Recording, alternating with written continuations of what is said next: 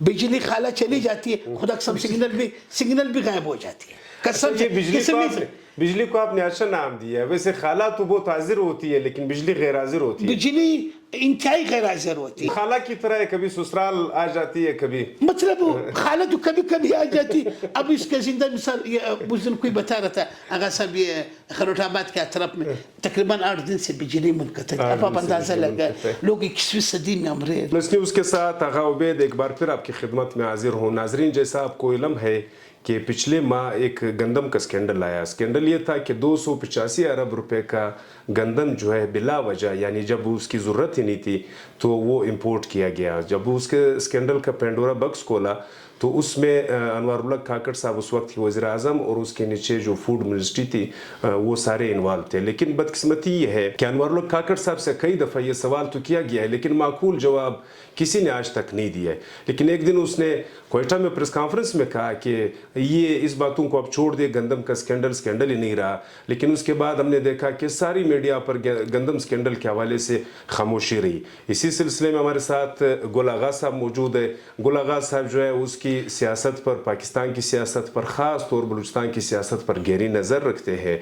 उनसे जानने की कोशिश करते हैं कि आखिर वजह क्या है। सबसे पहले शुक्रिया। दूसरी, अगर मुख्तसरन ये बताए गुल आगा साहब के ये गंदम का स्कैंडल आया और गया, जबकि हमने देखा कि इसमें 285 अरब रुपए का इस मुल्क को, इस दरपदर मुल्क को और इसके किसान को नुकसान पहुंचा। इस मुल्क में एक अजीब व गरीब एक तो निगरान हुकूमत एक अजीब था।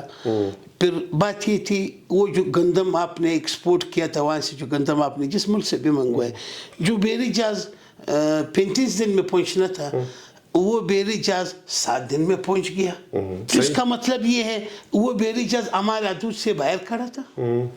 जैसे यहाँ डील हो गई वो इजाज इंटर हो गया। अब इजाज तो उड़कर तो नहीं आया बेरी जहाज। जब बेरी जहाज 35 दिन में पहुंचता है वहां से, ये यूक्रेन आता है जो जिससे भी रूस आता है, अब वही जहाज 7 दिन में पहुंच गया। तो 7 दिन में तो इस तरह तो नहीं है, न कॉरिडोर इस तरह है, उसका शेड्यूल ये है।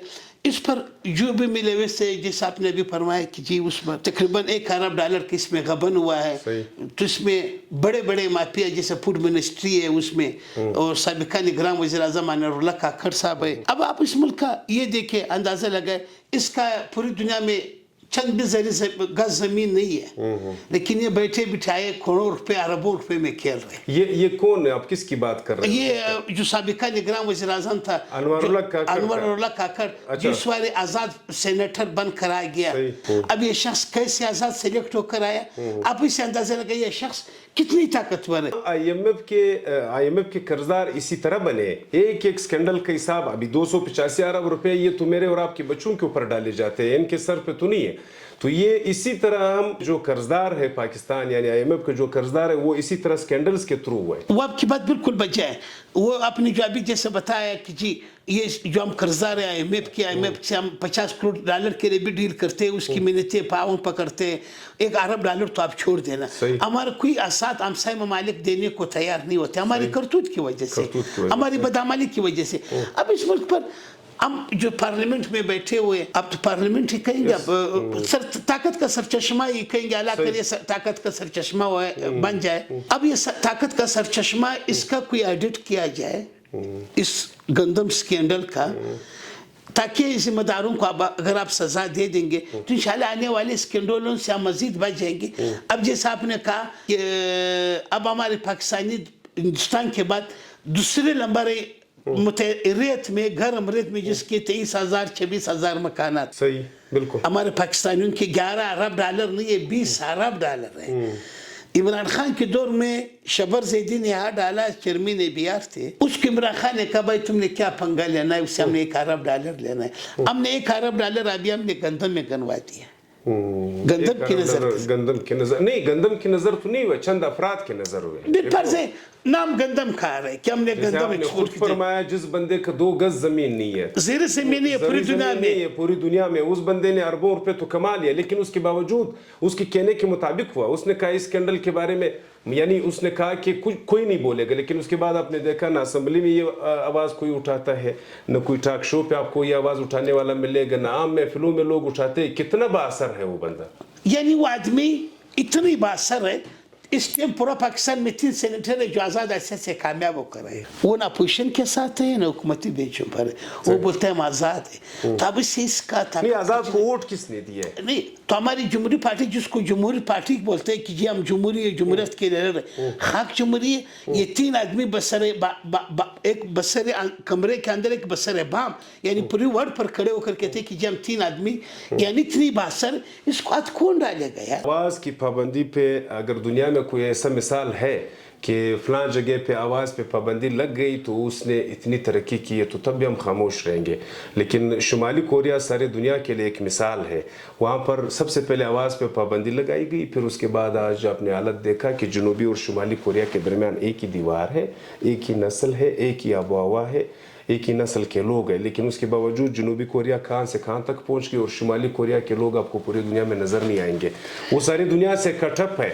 اس نے کیا ہم اسی طرف تو نہیں جا رہے؟ ظاہر ہے اس کی شروعات ہے جیسے بھی آپ نے تو بنیاد یہی ہے. اسی سے تو بنیاد کا آغاز ہوئے گا جیسے آپ نے شمالی تو اس طرح ہمارا اس بالکل ہم لوگ مٹ جائیں گے اس دنیا سے سب کچھ. اب جیسے اب نیٹ نہیں ہے, اب سگنل نہیں آتا ہے, اب تو ظاہر کٹا ہی ہوا ہے یار. اب باقی وہ لوگ بولتے ہیں کہ جی ادھر ایسے سگنل ہے ایسے. ہمارے پاس تو خدا قسم جیسے لیٹ چلا جاتا ہے, بجلی خالہ چلی جاتی ہے, خدا قسم سگنل بھی غائب ہو جاتی ہے.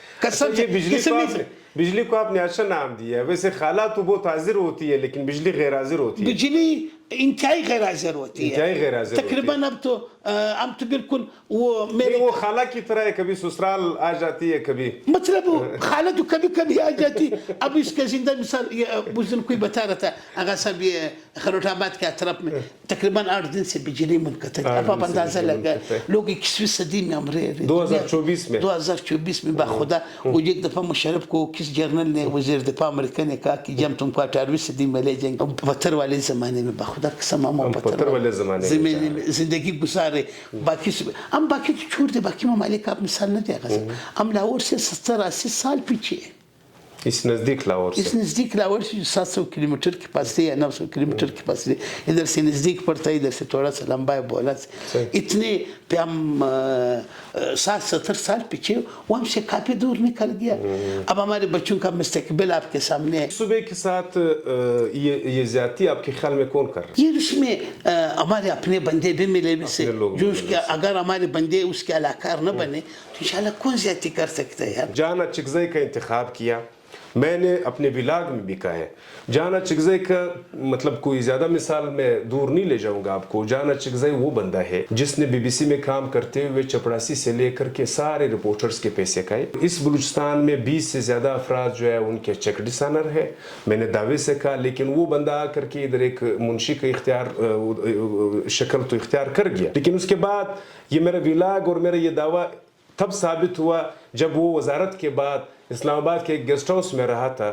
اس کو بھی اس نے 1,28,000 کا 2 نمبر چیک دیا تھا, یعنی چیک باؤنس تھا. اس کا ویڈیو بھی ہمارے پاس ہے اور وہ وائرل بھی ہو گئی ہے. ارباب اختیار سے ہماری بھی گزارشات یہ کہ کل خدا نہ خواستہ آپ کو یہ نہیں کہ 22 کروڑ عوام میں آپ کو اچھے لوگ نہیں ملیں گے, اچھے لوگ بہت زیادہ ہے, لیکن آپ اپنے انتخاب میں تھوڑا سوچ سمجھ کر کے کر لیں. جانا چکزئی وہ بندہ ہے جس کے اوپر چائے خانے میں F6 میں ایک چائے پینے والا جگہ ہے, چائے خانہ اس کا نام ہے, کافی مشہور ہے. انہوں نے پابندی لگا دی تھی کہ آپ صبح سے آتے ہو شام تک بیٹھتے ہو لیکن ایک کپ چائے نہیں پیتے ہو. ہماری جو ایک چیئر ہے, ایک کرسی ہے, وہ دن کا 10,000 روپے کماتے. وہ بندہ جس نے پورے نگران سیٹ اپ میں 6-7 ماہ پوری ریاست کی نمائندگی کی, یعنی جہاں پر وزارت خارجہ کا بیان آتا تھا وہ وزارت خارجہ وہاں پہ سائلنٹ ہوتا تھا. جانا چکزئی دن میں 3 پریس کانفرنسز کرتے تھے. اس نے اس ریاست کو اور اس عوام کو اور اس ملک کو اس وقت کے جتنے بھی ارباب اختیار لوگ تھے یا اس کے بعد ہے, اس کو دنیا کے ساتھ اس نے بہت زیادہ متنازع بنا دیا, کیونکہ وہ بندہ اس طرح تھا, وہ یہ کام بطور نوکری کر رہا تھا. جس کو بھی BBC نے بھی نکالا ہوئے, جس کے پاس کچھ بھی نہیں ہے, جیسا آپ نے کہا چیخانے والے کا قرضدار ہے, آپ نے اس کو ترجمان رکھا. تو اس صوبے کے ساتھ بالکل 18ویں صدی کیا وہ 15ویں صدی میں بھی کسی نے تصور بھی نہیں کیا ہوئے گا. جہاں تک آپ کی بات ہے, ہمارے ساتھ ہمسائے ممالک ہندوستان جس کی وزیر اعظم نریندر مودی ہے, اب سنے میں آ رہے, تیسری بار پھر آ رہے کہ انہوں نے کام ایسے کیا. اس کے ایک وزیر اعظم تھے اٹل بہاری واجپئی. 99 اکتوبر میں جب یہ آ رہے تھے پاکستان آئے تو وہ لوگ بہت باسور لوگ تھے, بہت یعنی ہم سے اس کا اب آغا صاحب اس کا معیار کا اندازہ آپ لگائے جب وہ آ رہے تھے تو اس کا ترجمان شیخ رشید مقرر کیا تھا، اس ٹائم میاں نواز شریف وزیر اعظم پاکستان تھے. اس نے دلی سے پیغام بھیجا کہ اس کو میرے ترجمانی سے، اس کو میرے مہمان نوازی سے ہٹا دے. میں لفظ بھول گیا تھا، اس کو مہمان خاص رکھا تھا کہ اپنے مہمان، اس نے کہا اس کو میرے مہمانی سے ہٹا دے. سوال ایک بندے پہ نہیں ہے، وہ سوال آپ کے نظام پہ ہے، ریاست پہ ہے، اور ریاست کے سارے ستون پہ ہے کہ آپ کا جو ستون کا اخلاق اتنا گرا ہوا ہے. یہاں پر اگر آپ ایک کورس کے لیے منتخب ہوتے ہو تو آپ کا سیکیورٹی کلیئرنس ہوتا ہے، وہ آپ کا سارا جو بایو ڈیٹا ہے وہ چیک کرتا ہے. اگر ایک کورس کے لیے آپ نے ایک منسٹر لیا تو آپ نے اس کا ڈیٹا نہیں، آپ کو پتہ ہے، ان کو پتہ ہے، ان کو اسی طرح افراد کی ضرورت ہے. خدا کے لیے اس صبح کے سے مزید نہ کھیلے، نہ کھیلے. شکریہ. ایسا مزید اس طرح آدمی کو آپ نزدیک بھی آنے دے جسے ہمارے صوبے کے لیے اور اس ملک کی ریاست کے لیے بدنامی کا یہ ایک بات گل آغا صاحب، ایک بات شکر ہے کہ ہم نے جو دعویٰ کیا تھا وہ ثابت ہو گیا. وہ کیسے ثابت ہوا؟ ہم نے تو کہا کہ یہ فراڈی ہے، یہ اس نے سارے پاکستان میں 400 بھی سیاہ کیے، ایون لندن تک، لیکن وہ لوگ نہیں مان رہے تھے. ایک 15-20 دن پہلے جب اس کی ویڈیو آئی کہ ایک گیسٹ ہاؤس میں جب آپ رہتے ہو، سٹنگ منسٹر، آپ اس کو باؤنس چیک دیتے ہو، یعنی آپ کے اکاؤنٹ میں پیسے نہیں ہے.